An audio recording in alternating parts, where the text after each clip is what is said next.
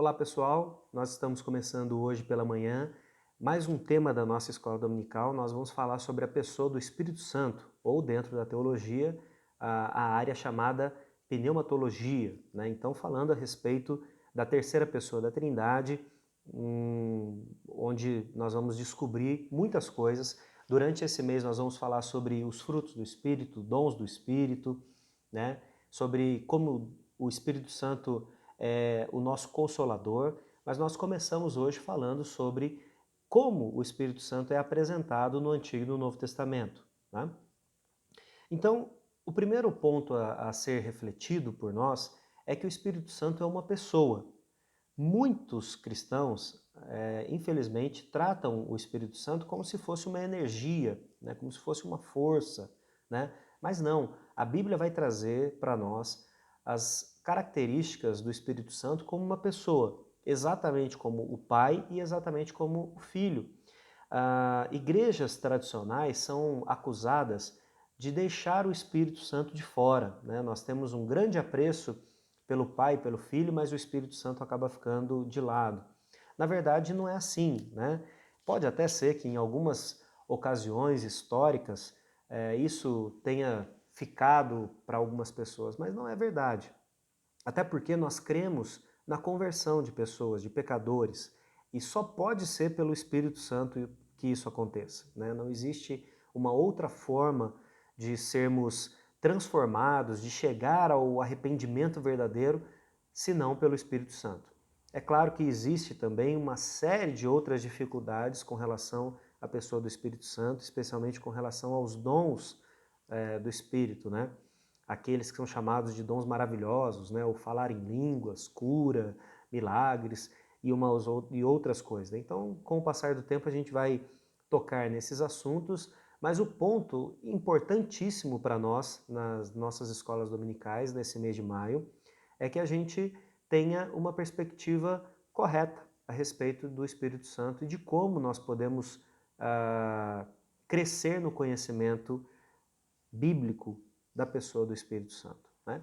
Então, nós começamos aqui pelo Antigo Testamento, e a primeira descrição que a gente tem do Espírito Santo é logo no versículo 2 do primeiro capítulo de Gênesis, né, que diz que o Espírito de Deus pairava sobre o abismo, né, sobre aquilo que ainda iria ser a, a criação de Deus, né?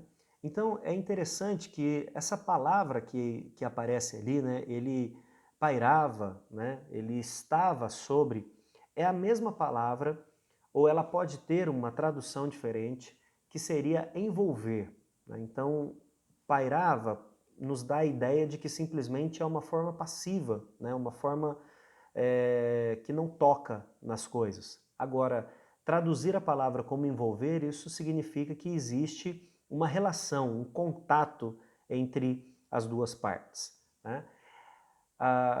O Antigo Testamento é escrito em grego, mas no Novo Testamento, uma palavra correspondente a essa pairava lá do Antigo Testamento é utilizada pelo anjo Gabriel quando ele vai conversar com Maria, dizendo que ela iria conceber a pessoa de Jesus, né? Então o texto lá diz assim, eu estou lendo aqui Lucas 1,34, diz assim, descerá sobre ti o Espírito Santo e o poder do Altíssimo te envolverá com a sua sombra.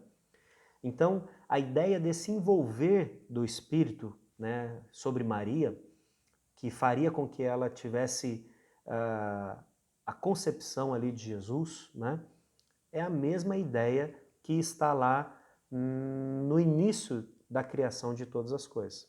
É claro, irmãos, que quando a gente fala sobre a Trindade, por exemplo, uma afirmação que nós fazemos é que Deus Pai é o Criador, mas isso não significa que o Espírito Santo, que Jesus não estivessem envolvidos nisso, né? Quando a gente lê Colossenses, primeiro capítulo de Colossenses, a gente encontra ali uma afirmação de que Jesus quem faz as coisas. Quando nós lemos o Antigo Testamento, é o Pai quem faz as coisas. Como nós lemos vários outros textos, fala a respeito do Espírito Santo como esse Criador. Então, o que está sendo dito é que Deus ele cria as coisas, mas uma forma didática da gente entender é que Deus, o Pai, é quem dá o start, é quem começa essas ações, né? Então, a ideia aqui é que o Espírito Santo é aquele que gera a vida, é aquele que traz a vida, né? Tanto lá na criação como aqui com relação a Maria e a Jesus Cristo, né? Então observe, uma das formas como que o Espírito Santo ele é apresentado no Antigo Testamento é através da sua forma poderosa, ou seja, através de um atributo dele, né? Então, quando nós temos aquelas chamadas teofanias do Antigo Testamento, aquelas ações maravilhosas, como, por exemplo, a coluna de fogo que acompanhava os israelitas no deserto à noite, a coluna de nuvem, né, ou uma nuvem espessa que os protegia do sol, são características desse poder. Quando nós falamos das pragas do Egito, nós estamos falando sobre essa forma poderosa, maravilhosa, né, que o Espírito Santo age no Antigo Testamento. Mas a forma mais próxima de nós é através da forma do carisma, né? Carisma no sentido da palavra mesmo original, né? Que é essa capacitação especial que o Espírito Santo dava a algumas pessoas, normalmente profetas, reis e sacerdotes. E aí, se você se lembrar, Jesus, a gente falou disso em uma aula passada, né? Jesus, ele traz todas essas características nele, mas no Antigo Testamento eram pessoas separadas para uma função especial e essas pessoas eram capacitadas com o Espírito Santo, né? Então, antes mesmo do estabelecimento de reis, o livro de Juízes vai demonstrar isso, né? Sansão, por exemplo, é alguém que recebe o Espírito Santo por uma função específica, né?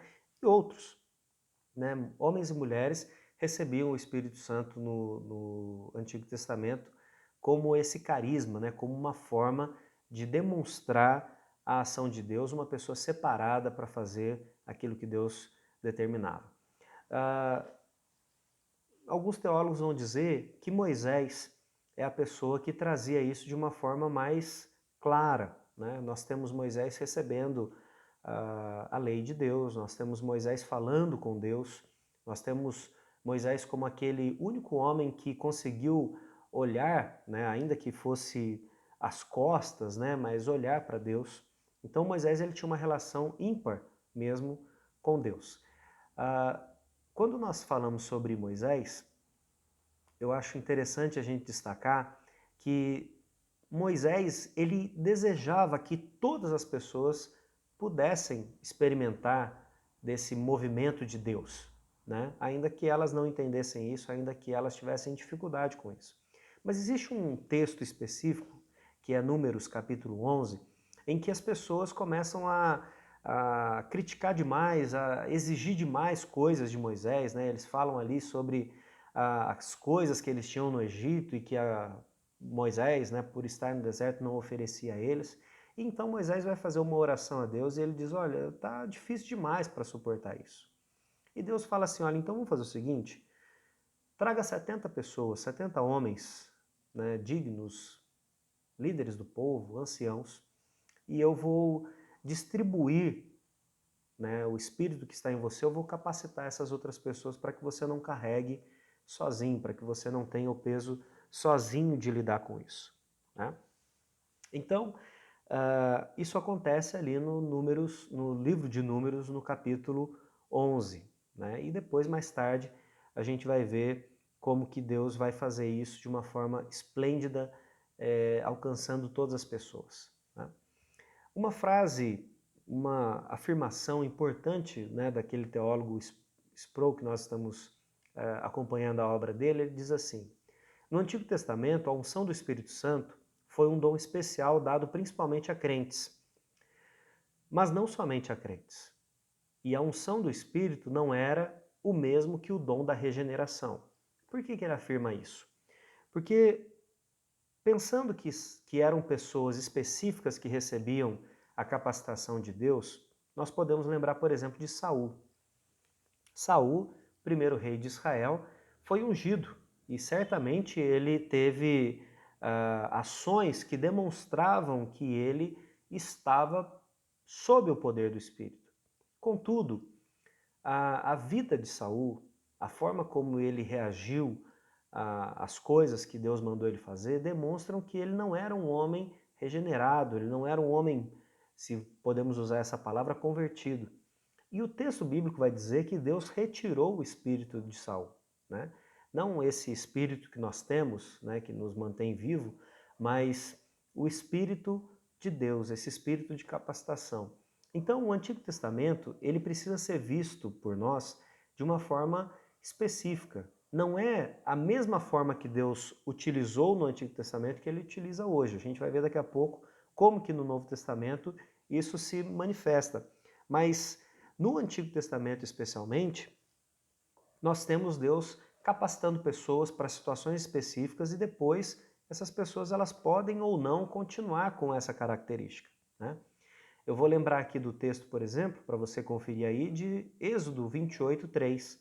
Deus capacitou homens com uma capacidade artística, né? Era uma necessidade da comunidade, então Deus vai lá e coloca sobre eles, através do Espírito Santo, uma capacidade de desenvolver uma arte, né? Não significa que essa pessoa continuou sendo o Picasso, né? Continuou sendo um grande pintor, um grande escultor, mas para aquela função específica Deus foi lá e capacitou. Essa afirmação do Sproul eu acho muito importante e por isso que eu trouxe, porque às vezes a gente fica com dúvidas, né, do Antigo Testamento. Era uma pessoa que agiu com uma ação, né, fez uma ação em nome de Deus, mas depois ele demonstra uma característica muito ruim dessa forma que Deus agia, por exemplo, no Antigo Testamento. Eu me recordo aqui do Salmo 32, se eu não me engano, de Davi, quando ele fala a respeito da necessidade, né, que ele estava passando por causa do pecado, e a oração que ele faz é que Deus não retirasse dele o espírito, né? Então, Davi havia visto, né, com os seus olhos o que era, como que tinha acontecido com Saul. Então, por isso que ele pede para que Deus não faça isso com ele. Então, perceba como isso fica evidente, né? Eu disse Salmo 32, mas eu acredito que é no Salmo 51 que Davi diz a respeito disso, né? E no Novo Testamento, irmãos, o Espírito Santo ele aparece especialmente como aquele que vai capacitar, por exemplo, João Batista, né? Depois de um período de silêncio da parte de Deus, João Batista é a pessoa que inaugura o discurso de Deus nesse período do Novo Testamento, né? Jesus também vai dizer lá em Lucas 4, o Espírito de Deus está sobre mim, né? Ele está falando sobre uma profecia feita lá na época de Isaías, mas ele está dizendo agora se cumpriu, né? Então, aquela capacitação que ela era distribuída em pessoas, agora ela está sobre mim. Eu estou qualificado para fazer aquilo que precisa ser feito, né?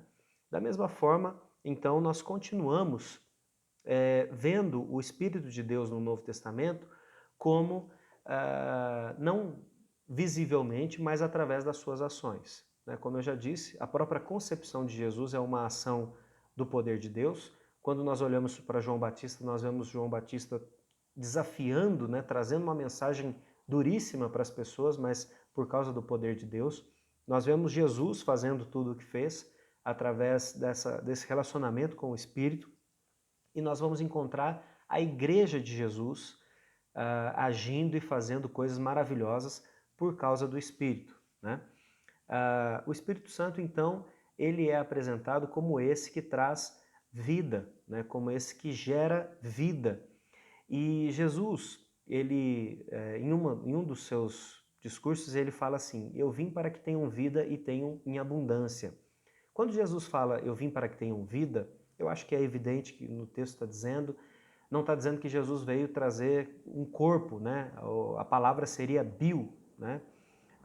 Bios, né? Então a ideia de que Jesus trouxe vida corpórea. O que ele está dizendo é que ele veio trazer zoe, ou seja, uma vida diferente, uma vida espiritual, né? Então não é desprezar a carne, o corpo, mas é falar a respeito de uma condição maior, né?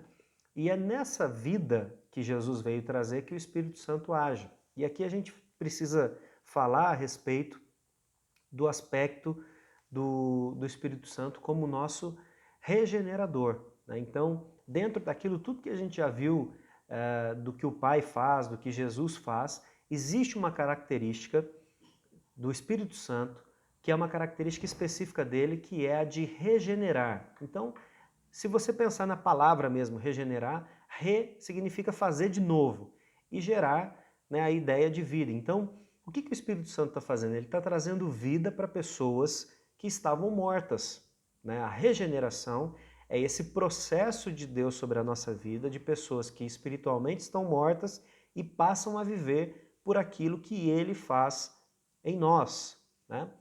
Então, eu vou ler aqui para você Efésios 2, versículos 1 a 3, diz assim: Ele vos deu vida, estando vós mortos nos vossos delitos e pecados, nos quais andaste outrora, segundo o curso deste mundo, segundo o príncipe da potestade do ar, do espírito que agora atua nos filhos da desobediência, entre os quais também todos nós andamos outrora, segundo as inclinações da nossa carne, fazendo a vontade da carne e dos pensamentos, e éramos, por natureza, filhos da ira, como também os demais. Então, o homem natural, a mulher natural, sem essa ação do Espírito, ela está viva, ou ele está vivo no corpo, no seu raciocínio, né, nos seus afetos, muitas vezes, mas existe uma dimensão da nossa vida, que é uma dimensão da nossa espiritualidade, que ela só pode ser dita, né, só pode ser experimentada, né, a partir da ação do Espírito Santo sobre nós, tá? Então, o Espírito Santo é aquele que vai regenerar, é aquele que vai trazer vida para nós, vida espiritual. É claro que nós temos outras características do Espírito Santo no Novo Testamento. Uma delas é que ele é aquele que nos santifica, né? Então, ele dá vida para nós, mas os hábitos, os padrões de comportamento que a gente tinha também precisam ser mudados, né? É como se você pegasse um recém-nascido viciado, né, em várias coisas, né? Então, existe um processo ali de desintoxicação, um processo de aprender novas coisas, e é isso que a santificação acontece. Então, quando Deus nos manda ser santos como Ele é, Ele não está falando que é uma empreitada que nós vamos realizar sozinhos. Pelo contrário, Ele está dizendo que é a própria ação do Espírito Santo em nós, e a qualificação está aí, né? Espírito Santo, Ele já é essa pessoa, e Ele vai então agindo sobre nós, nos separando cada vez mais para a função que Deus estabelece para nós, né? Nós temos também a afirmação de que o Espírito Santo é aquele que nos ajuda na nossa devoção, na nossa espiritualidade, né? Então nós não sabemos orar como convém, mas o Espírito Santo intercede por nós, né? Nós temos ainda uma afirmação de que o próprio Espírito Santo é aquele que inspira ou que inspirou os autores bíblicos, né, a compor a Escritura. Então, nós entendemos que existe entre aspas, um respeito à originalidade, à característica própria do autor, né? Deus ele não, entre aspas, possuiu o autor que escreveu, né? Simplesmente como um mero recipiente, né? Ele respeita as características, mas o Espírito Santo é aquele que conduz na escritura, aquilo que precisa ser feito, inclusive nas palavras que são usadas, né? Então, ele é esse que inspira, mas ele é também aquele que nos ajuda a entender, a codificar as escrituras. Então é por isso que quando nós lemos a Bíblia, quando nós estamos no momento de culto, nós oramos para que Deus nos dê o entendimento, para que o Espírito Santo atue no nosso entendimento e dessa forma a gente consiga compreender e aplicar para a nossa vida essas lições, né? E principalmente, ou talvez como a cereja do bolo, o Espírito Santo é aquele que nos convence do pecado e da justiça, né? Então, a afirmação de que algumas igrejas deixam o Espírito Santo de lado, ela é muito séria, porque uma igreja que deixa o Espírito Santo de fora é uma igreja que não tem base para falar sobre pessoas convertidas, pessoas regeneradas, né? Então, se o Espírito Santo não age no nosso meio, nós somos todos mortos nos nossos delitos e pecados. Ninguém de nós está convencido de nada, né?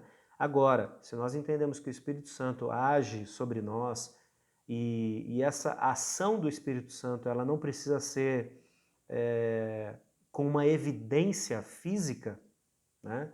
Com uma evidência do que eu falo, da forma como eu me expresso no culto, então aí sim. E eu penso, irmãos, que na verdade o nosso maior problema com relação ao Espírito Santo, ou na verdade o nosso entendimento, é que o Espírito Santo ele atua silenciosamente.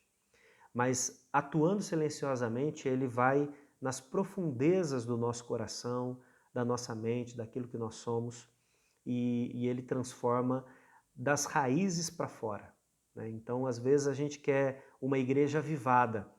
Avivada, no sentido bíblico, seria uma igreja plenamente consciente da sua pecaminosidade. E uma igreja que buscasse a justiça de Deus de uma forma importante, né? De uma forma muito contundente, eu diria, né? Muito mais do que uma expressão do louvor, né? E assim, irmãos, nós não precisamos de maneira nenhuma entrar na discussão se é mais importante a gente chorar no louvor ou se é a gente levantar as mãos e se alegrar. Existem momentos para todas essas expressões, né? Nós temos o livro dos Salmos, que vai falar sobre a alegria de estar na presença de Deus. Mas alguns outros salmos vão falar sobre o choro. Então, existe um momento para todas essas emoções dentro da nossa adoração a Deus. A questão é que a nossa adoração a Deus, ela não se resume a isso, né? Então, você quer ter evidência de que o Espírito Santo está atuando sobre você? Pense a respeito da sua convicção de pecados. Você de fato entende que é um pecador, que precisa da graça de Deus, mas também experimenta do perdão de Deus? Porque não adianta só dizer que é pecador. A gente precisa dizer que é pecador, mas também usufruir daquilo que Jesus conseguiu para nós. Uma segunda evidência é se você encontra na sua própria vida sinais da regeneração, né? Então, eu era uma pessoa diferente do que eu sou hoje. Deus mudou as minhas emoções, a minha percepção de mundo, todas as coisas que eu vivia envolto, agora Deus mudou. É outra evidência contundente de que o Espírito Santo atua sobre você. Uma outra evidência, para a gente terminar esse momento aqui, é a santidade. Então, eu tenho apreço por servir a Deus como Ele determina e não como eu quero. Eu tenho me esforçado para fazer as coisas de acordo com o que Ele manda. Então, isso tudo é importante, né? Irmãos, existem materiais muito importantes, né, muito interessantes a respeito da pessoa do Espírito Santo, mas nós vamos caminhar aqui no mês de maio sobre esse tema, falando sobre várias evidências, né? Uma dica que eu posso dar para você nesse período é que você leia, por exemplo, o livro de Atos dos Apóstolos. Ali você vai ver com clareza como que o Espírito Santo aplicou, né, nos primeiros cristãos aquilo que Jesus fez. Então que você tenha um período, além de assistir às aulas, né, que você tenha um período também de crescimento particular, né, um crescimento naquilo que é mais particular para você, naquilo que é mais pessoal, né? Aqui, infelizmente, as aulas elas acabam sendo secas, né? Porque nós não temos aqui o que eu mais gosto, né? Que são as dúvidas quando a gente está junto para crescer juntos, né? Então aqui são conceitos que são expostos, mas eu sei que nem sempre satisfaz todas as nossas dúvidas. Então você pode, como eu tenho dito, mandar as dúvidas aí. Se você quiser, manda para mim em particular, para eu responder, ou então pode colocar lá no grupo, porque talvez seja a dúvida de outros irmãos, né? Então, nós terminamos aqui essa introdução, né, a respeito do Espírito Santo, e eu espero que Deus abençoe você e que o Espírito Santo mesmo nos dê clareza a respeito do que a Bíblia diz sobre ele e sobre como nós podemos viver essa vida cheios do Espírito Santo. Que Deus abençoe você. Até a próxima. Um grande abraço.